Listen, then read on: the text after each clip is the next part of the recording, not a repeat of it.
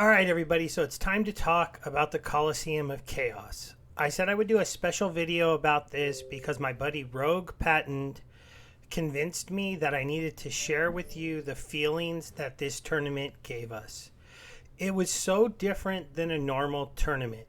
Now, I would stay on this page while I'm talking, but I don't like the white background. So let's go over here. As you can see, here are the two Coliseum of Chaoses. You've got the gold modern and the diamond wild.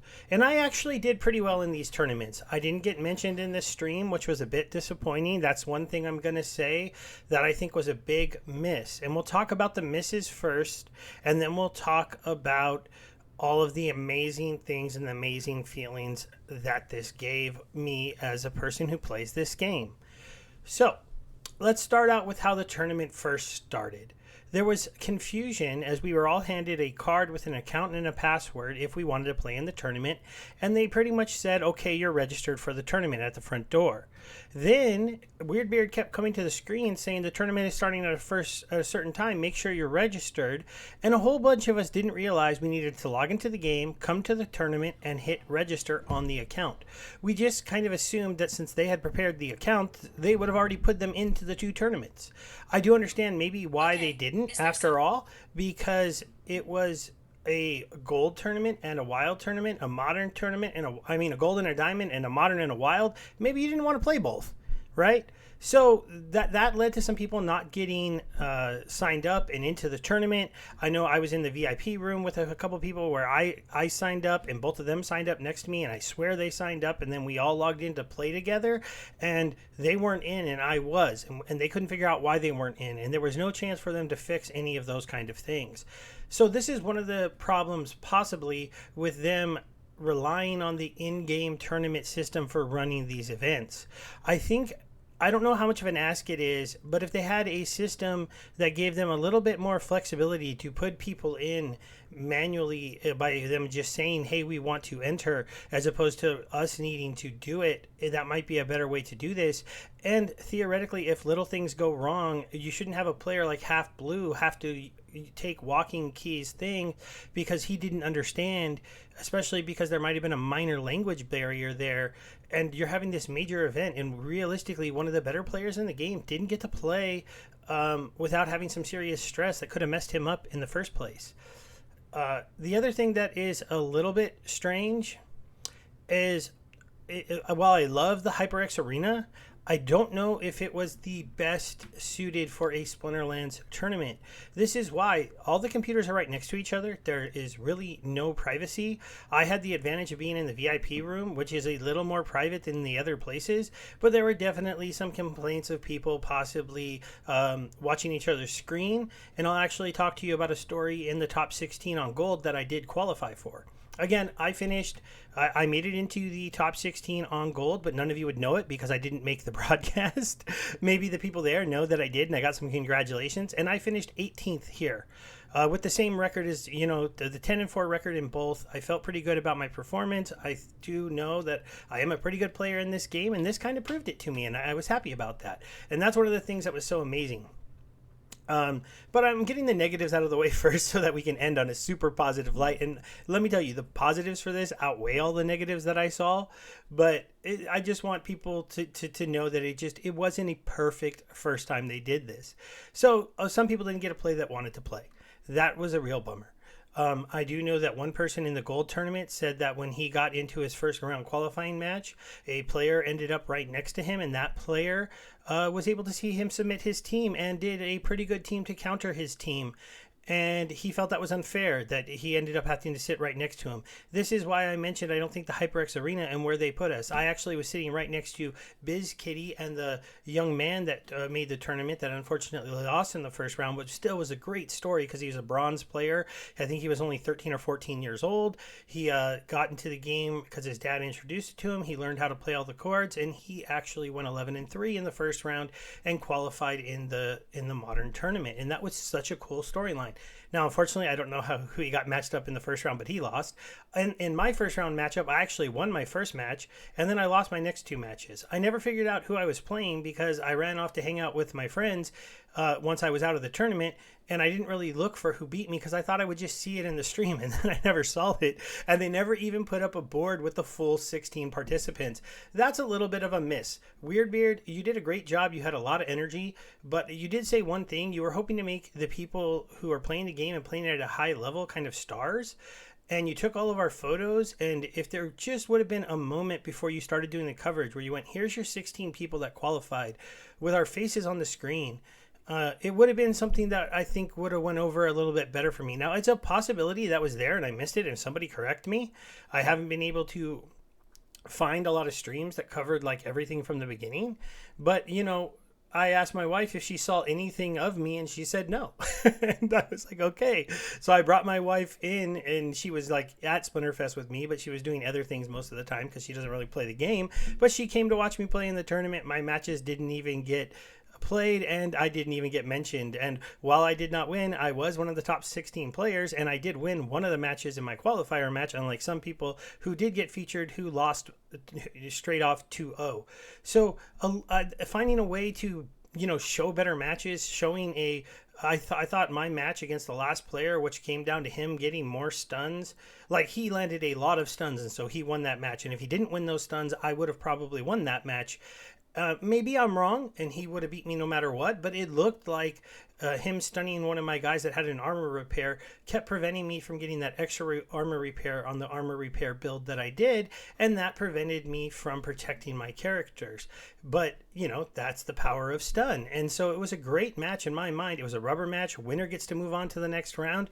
That didn't got shown. Instead, we got to watch people do flawless victories and smash other players with perfect counters. One of those being on screen, the guy saying he had to watch his team get crushed because the guy watched him make his team.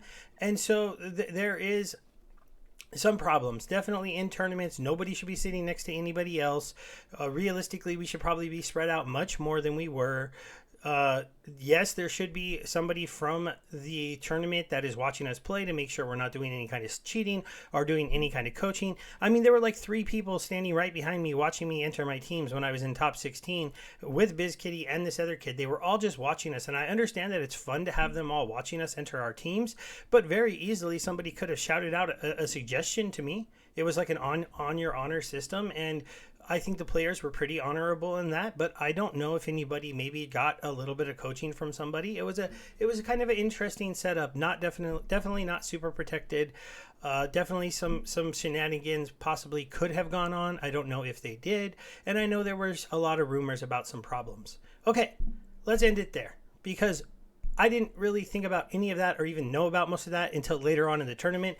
And all of that disappointment came when I wasn't featured in the actual video after I had lost. But there was something amazing when it comes to Ghost Card tournaments and the Coliseum of Chaos. And once you sat down at that computer to start entering your teams, once you were sitting there and you got to enter 14 teams into this game, knowing that you had every card available to you, knowing that you couldn't blame it on, I don't have Jotun, I don't have Prince Renan, I don't have Valimor, I don't have this or I don't have that, and that's why I'm losing. That all of that went out the board.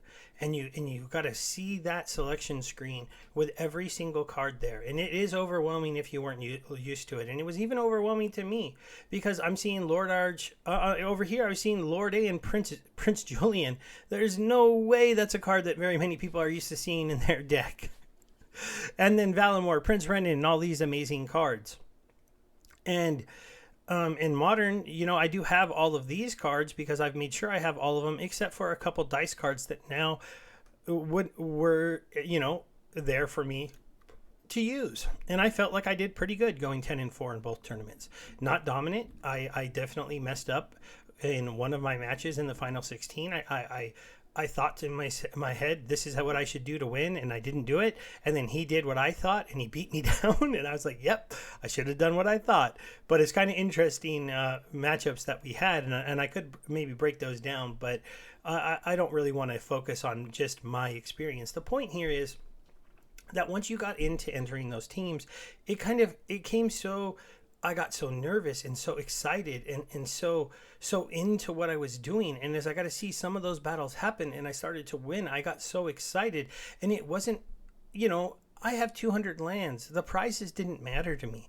All of a sudden, there was a competitive side of myself that came out in that room with all those other people who are Splinterlands fans, trying to prove to them that I was a good player.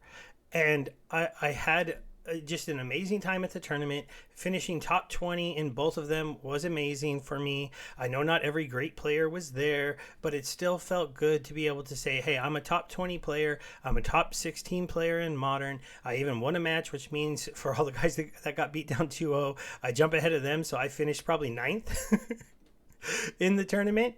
I also do think that in something as grueling as this and as lucky as this, top ending the prizes so hard was a bit of a miss. I feel like that poor kid who qualified for top 16 and had this amazing story and he went home with nothing. He wanted a plot of land so bad.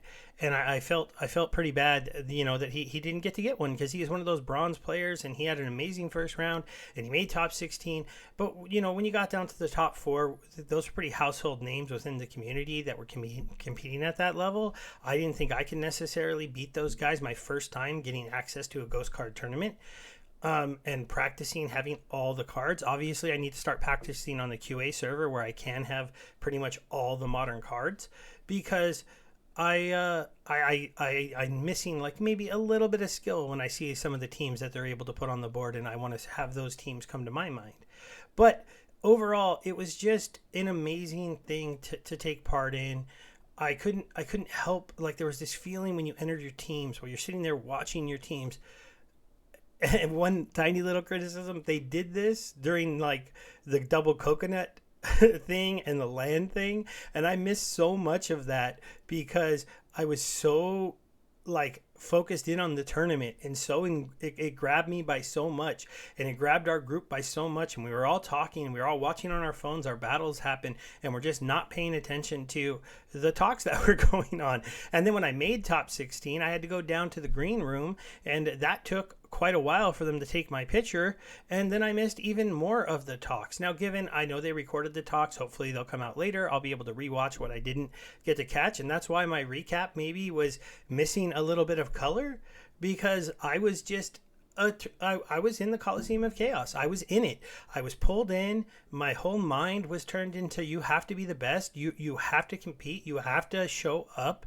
You can't embarrass yourself here. You've got to really focus. You got to play good teams, and you got to see if you can surprise some people. And I felt like I got close to surprising people. If I could have won that last match and moved on into the top 8, and my name would have been said, I think that would have shocked some people, because I'm not much of a tournament player. I'm not a top leaderboard player normally, but I do love this game. I have played it a lot, and I've learned how to do quite a bit inside the game. So this can change tournaments without a doubt. Ghost Card tournaments will take this tournament scene to a new level. That's the point I want to get across, because it'll take you from a player who wishes you had everything to a player that has everything. It'll give that person who will spend the time to learn how all the cards work at the level they want to compete at, understand the teams that are good, or put the investment to have those cards so they could use them every day. It'll give you the ability to go into those tournaments and go, it is only my skill, and that is the only thing that matters. And that's pretty exciting. Now, hopefully there weren't any shenanigans. Hopefully there wasn't any cheating. And hopefully in the future they'll be able to ferret out a little of those kind of things. Most of the Ghost Card tournaments won't be in arenas where people can look over your shoulder. So I don't think that'll be a huge problem. But I do hope they fix that in the future. All right, my kids got home, so I got to get going. Thanks, everybody. I did want to make this special video, and big shout out to Weird Beard. Even though everything didn't go perfectly, man, the vision you had for this was amazing, and it took me to a brand new level of tournament play. Thank you, and goodbye.